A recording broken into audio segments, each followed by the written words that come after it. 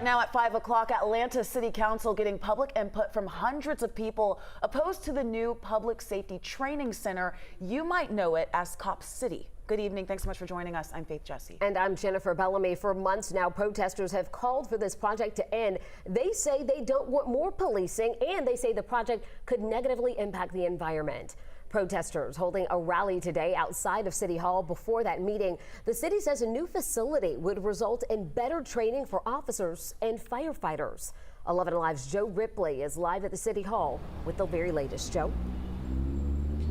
Hey, good evening. Atlanta City Council meeting today started at 1 o'clock, going on 4 hours. It could last well into the night. We're told by officials nearly 300 people signed up to speak before council in opposition to this new public safety training facility, and specifically the portion the city of Atlanta would fund. So we could be looking at up to 9 hours. Officials expect that they could be here tonight.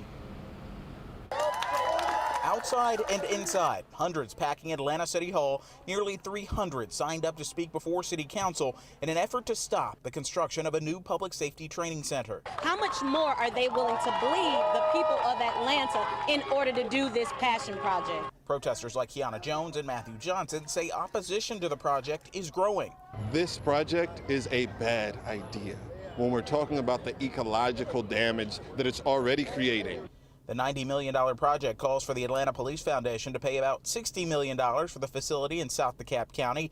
The city of Atlanta would foot over $33 million in revenue bonds, according to legislation introduced Monday in City Council. We're not giving money to the Police Foundation. We're in a partnership with them to build the facility. Councilman Michael Julian Bond says to try and preserve more land, the city will vote to pay $1.5 million for 46 acres, where the facility would be built in the South River Forest. Council will also vote to have the Atlanta Police Foundation give them reports every few months. This is not a choice that we can say, well, you know what, we just won't do it. I mean, this isn't a want, this is a need, and we have to meet that need. The project developers say construction is set to begin on the facility in August and set to be completed by the end of next year, all in spite of a fatal shooting of a protester on site in January and the millions of dollars pledged by the city. For those opposed, the costs of the controversial project are mounting. No matter how much money we've increased in policing, we still have the same rises in crime. So what we are doing is really a fundamental shift in the way that we look at public safety.